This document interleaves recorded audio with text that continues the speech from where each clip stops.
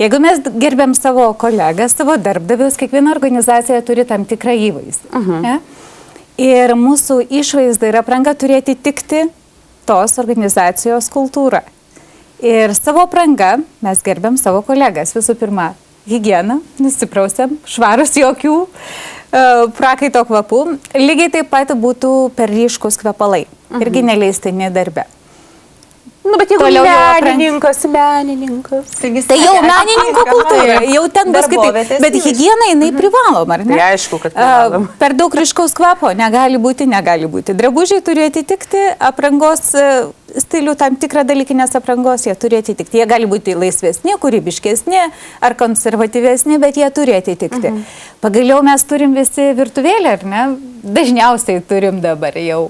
Taupom, pasišildom, ten maistą atsinešta. Kotletukus galima šildytis darbe? Ar mandagu juos valgyti, nes dažniausiai tas kotleto kvapas pasklinda. Tai va ir klausiu, ar galima. Aš tą dažnai esu pastebėjus darbovietėse įvairiose įstaigose. Tai kaip ir autobuse, kur nors, ar traukinyje, ar dar kur nors, šiaip nerekomenduojama labai kvapnių maisto produktų valgyti. Jau geriau, kad mažiau tų kvapų skleistų. Ir po to, kaip aš pavalgau, palieku savo vietą, ar tą puodelį, ar lėkštutę švariai ir tvarkingą, nes po manęs atėjusi kolegė ar kolega turi rasti tokią vietą, kokia ir buvo. Manikiūrą pasidarom namuose arba salone, makijažą pasidarom namuose ir susišukuojam taip pat. Ir mūsų ponios irgi mėgsta, ir merginos, ir panelės mėgsta automobilyje pasigražinti, ar ne? Bet tai čia nieks nemato. Bet taip, visi mato. Prie raudonos šviesoforo sustoji dažaisi, tai nieks nebevažiuoja šalia vyriškai. Mes sudarom spūstį. Taip. Ypatingai pastebėjau, vyresnės ponios mėgsta restorane pavalgo, jos įsitraukia veidrodėlį ir arba pasipudruoja. Čia viena iš etiketo taisyklių, jeigu anksčiau tai būdavo kaip ir leistina, norma, dabar tai nerekomenduojama, kaip ir dantis įsikrapštyti, ten pasimi krapštuką, nueini į tualetą, taip ir pasitvarkyti truputėlį savo makijažą. Ar galėtume mes prirašyti dar su rodiklyte kantrybė?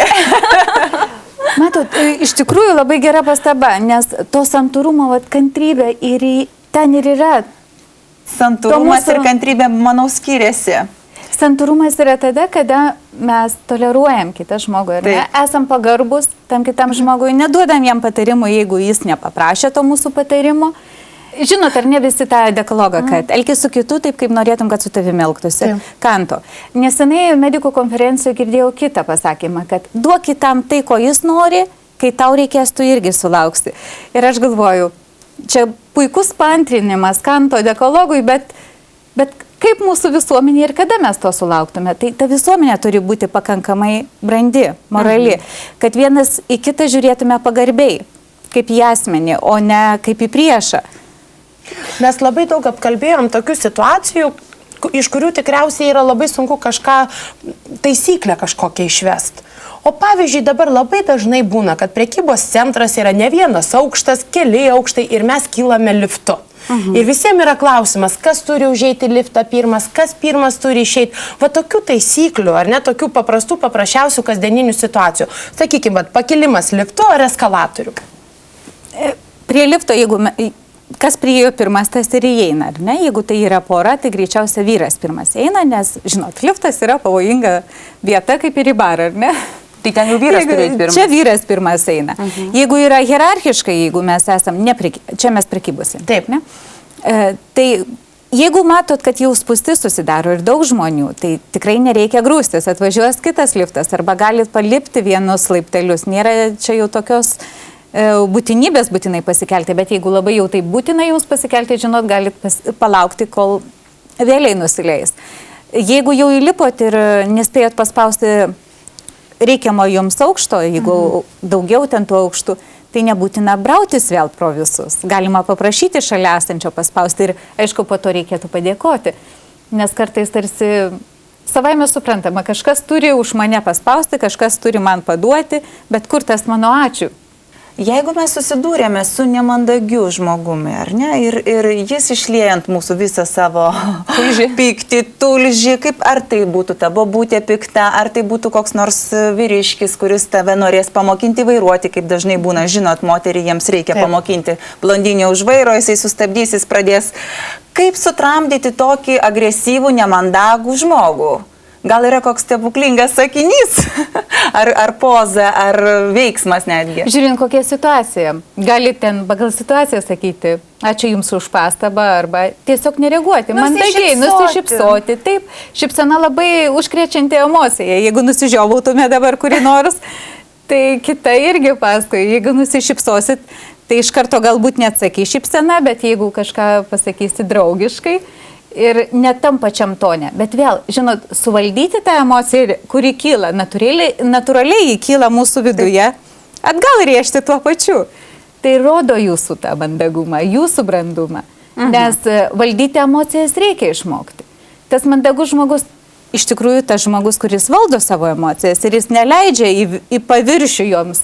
Patiria labai daug stresų ir susirga įvairiom lygom, tai kur jam išlėtas emocijas? Jeigu jas laiko viduje, taip, jis tada susirga lygom, bet jeigu jis tiesiog priima, kad tai to žmogaus bėda, kadangi jis taip elgiasi, jis taip komunikuoja, tai tiesiog nepriima asmeniškai. Bet kaip išmokyti tada vaikus? Na, mokyklai atrodo moko ir atsiprašau ir prašau pasakyti, bet tie vaikai, kuo toliau, pažiūrėkim, kuo naujesnė karta, tuo jie mažiau kultūringi, tuo mažiau tikrai 100% pagarbos vyresniam. Na, tai jie kaip ir nemandagus, laukiniai, nors labai daug dėmesio juk skiriama, ar ne, mūsų švietimo sistemai, kaip išmokyti mūsų jaunimą būti kultūringais ir mandagiais. Tai kaip? Visų pirma, pavyzdį mato šeimoje, iš tikrųjų. Kaip bendrauja tėvelis su mama ar draugai, žiūrint kokia ta šeima, tą mato šeimoje. Kaip bendraujama su seneliais. Jeigu sakoma, ai ten tas senelis, žinai, jau ten paseno ir taip toliau. Tai neklausyk jo vaikelį. Taip, kas formuojasi? Nepagarba juk formuojama, kad jisai ten nieko ar ji nieko nesupranta. Jeigu ten mama kažką sako, ai ten tas tėtis kažką, arba jeigu ta mama... Dukra turbūt sakys ant savo vyro. Tai natūraliai formuojasi tam tikrą nuostatą. Bet kai namuose, šeimose pradėsim kurti pagarbą vienas kitam bendravimui, kai mokykloje irgi mokytojai gerbs ir pripažins mokinius, o ne vien tik tai žiūrėsi juos kaip neklaužadas, vaikai pradės gerbti ir tą mokytoją. Kodėl yra konfliktai su vienais mokytojais ir kiti mokytojai yra kaip autoritetai? Aiškus. Gal dabar pradėkime dar ir apie konkrečius atvejus pakalbėkime. Sakykit, na, gal jūs sugriausite šitą mitą, kad vis dėlto vyras turi praleisti moterį pirmą pro duris? Šiandieną jau nebėra taip. Ypatingai dalykinė aplinkoje. Jeigu vyras tai nori, tai prašau. Bet ką aš esu pastebėjus pas mus? Nagi? Ką? Kad tas gal... Kad ir moterį, kad kitą kartą prieini ar ne, jeigu pirmą priejau prie durų. Mandagu po manęs ėjo kažkas, mandagu man yra atidaryti duris ir leisti praeiti kitam žmogui. Arba aš priejau besisukančių durų irgi užleidžiu, bet žmogus, ta, kurį užleidė, labai retai pasako, ačiū. Bet tai mandagaus žmogaus tiesiog kultūros dalis yra pasakyti ačiū, nes tave praleido. Tai lygiai taip pat ir vyras, jeigu praleidžia vyras, tai kartais irgi damo žiūriu, kad niekados nesako ačiū, tarsi savaime suprantama, bet taigi tas žmogus parodė tau dėmesį. Reiškia, dažniau reikia vis galvoti apie kitą žmogų, vis nuo savęs nuimti tą tokį žvilgsnį ir galvoti apie kitam, kad būtų patogu. Iš kur tas visas kilo arba pasidarė svarbu? Mes gyvenam visuomeniai, bendruomeniais, tam tikros bendruomenės, ar ne? Yra įvairūs socialiniai sluoksniai. Visi užsiimam tam tikrus vaidmenius atliekam. Ir mums reikia visiems sugyventi. Mes visi esam skirtingi, bet kartu ir tokie patys, ar ne? Susitiksime po reklamos ir pratęsime šį įdomų pokalbį. Nerealios namų šeimininkė. Nerealios namų šeimininkė. Sveiki, brangieji, kurie galbūt tik dabar įsijungia Nerealių namų šeimininkių laidą. Šį vakarą mes kalbame apie mandagumą kartu su etiketo lektore Alvyda Jasiulionyte. Klausimas yra dabar vienas iš tokių sudėtingesnių, kurį brandinau prieš tai visą laidos metą - atsakomybė. Mandagume atsakomybė. Ar gali būti tai klausimas, apie vizitą, kurį mes galbūt suplanavom, pavyzdžiui, užsisakėme ten tam tikrą laiką pas gydytoją dantų ir neperspėjom ir netėjom. Tai apie tai yra kalba, kad nemandogi atsakomybė, taip? Nėra atsakomybės, nebuvimas atsakomybės. Nebuvimas atsakomybės. Iš tiesų mes turim atsakomybę nešti ir už savo žodžius, ir už savo veiksmus. Ir jeigu išrezervavom savo vizitą ar pas kosmetologę, ar pas odontologą ir netvykom, tai juk mes atėmėm iš jų atlyginimą. Taip, Bet ir atvirkščiai gali būti neperspėti, pavyzdžiui, ir netvykti odontologas. Susirgo, pavyzdžiui. Taip, taip būna, iš tikrųjų būna, kad taip tas pats, ar tu esi vienoj pusėje, ar tu esi kitoj pusėje. O jeigu labai noriu pabendrauti nuoširdžiau, ne tik apie orą ir ne tik apie bites su žmogum, tai kaip taip vengti tų asmeniškų klausimų? Kas tie asmeniški klausimai nepatogus? Tie asmeniški klausimai ir yra, ar ne? Jūsų asmeninės pajamos, jūsų asmeninis gyvenimas, jūsų, kur jūs ten laiką leidžiat, ką jūs darot, jūsų gal yra kažkokie Matot, kai yra tokie klausimai ir daug, ar su kuo ten gyveni, ar dar kažkas tokių, labai dažnai mes susilaukiam tokių klausimų. Bet jeigu aš jau bendrauju su tuo žmogum, ir jeigu tuo žmogum pasitikiu daugiau ir noriu daugiau papasakoti tam žmogui, natūraliai aš pati pradėsiu tą temą. Ai, reikia laukti, kol žmogus Aš pati pradėsiu tą temą, kai jau jumis pasitikėsiu pakankamai. O tokie klausimai, kiek ten tu gauni, kur važiuoji, ten brangiai ir ten dar kažkas, ir kiek tu mokėjai dabar už tą rankinę, ar ten piniginę, ar dar kažkas. Atsakyt, manęs porą kartų klausė, atsiprašau, gal čia žinai, jeigu nepaslaptys, o kiek tu gauni už tą ir tą? O taip klausė porą kartų, ką atsakyti tokiam žmogui? Kaip išsisukti, ar ne? Tiesiog mandagiai, nes nenori Žinau, tai įžeisti. labai asmeniška, aš labai atsiprašau. Tai tiesiai mano šviesiai. atlyginimas už mano žinias, Na, aišku, Tiesiai tada šviesiai. už mano profesinius gebėjimus, nes tai yra profesionalumas. Sakyk, kaip visada per mažai. žmogus įsižeidžia, bet tiek Tikrai to. norėčiau. Bet iš tikrųjų, ar tas žmogus, kai mes užduodam tokius klausimus, dėl ko mes užduodam?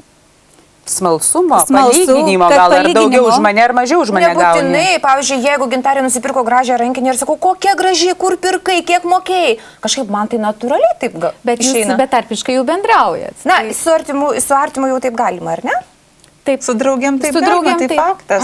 Bet jeigu taip ten nesi labai jau draugė arba kolegė tikėsi ir kažkas vienas su kitu ten rungtyniauja, kur kas brangiau nupirks. O tai aš tikrai pasakysiu, kad čia tik Milane ir tik vienetinis daiktas 4 metus eiliai stovėjau tos rankinės. Kadangi nesam labai artimos, tai daugiau ir neklausiu. Tiesa, Alvyda dar sako, kad kai kuriuose šalyse nemandagu klausti apie vaikus. Ar tikrai taip yra? Klausinėti Apie vaikus tenai. Tiesiog, vat, apie jų problemas, apie jų gyvenimą. iš viso apie problemas mes neturėtume Apie kalbėti. džiaugsmus, apie vaikus. Pradeda patys kalbėti. Bet vėl, tai yra, kiek jau yra artimi mūsų santykiai. Mes negalim pradėti kalbėti, kol dar nepradėjo kalbėti ta kita pusė. O ta proga dar, prieš baigiant, norėčiau pasakyti, kad nenoriu sutikti su mandagumo mėnesiu. Norėčiau, kad mandagumas tęstųsi metus, 2, 3 ir taip toliau ir visą gyvenimą. Tikrai neapsiribokime 1 mėnesių. O aš noriu padėkoti mūsų nuostabiai viešniai ir atsisveikinti su žiūrovais. Taigi šį vakarą mes norėjome pasakyti jums tiek. Mes laukiame, labai laukiame jūsų laiškų. Iki pasimatymo. Nerealios namų šeimininkės, bitutės darbininkės.